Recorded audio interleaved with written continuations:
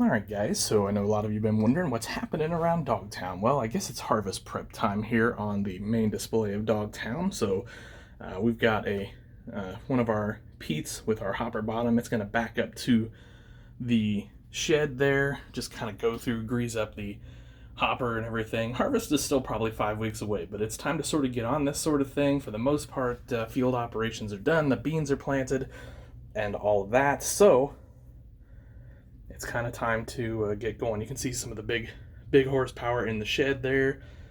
And then we've got our old service truck here. Got the side door closed. The wind is out of the east today, so kind of an odd thing, but you got to close that so you don't get any damage to your roof. Anyway, moving on around here, you can see we got somebody just rolled up to the shop. He's got some trucks, got a tarp handle that's needed fixed there.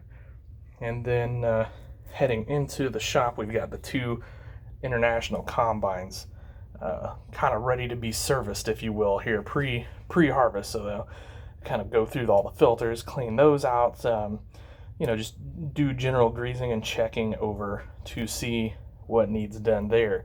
Kind of peeking around the side, you can see some of our new parts shelving, and then we've got a John Deere 30 series tractor we're working on back there. So let's go ahead and pop up over top here just to kind of take a look at that.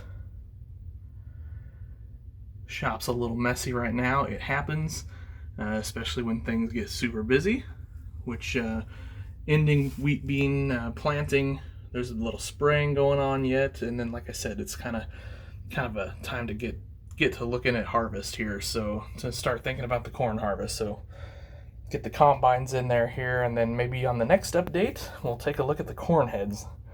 So there it is, guys. Quick little 2.5 minute update here on the happenings of Dogtown. So thanks for watching, guys. We'll kind of keep going as this goes.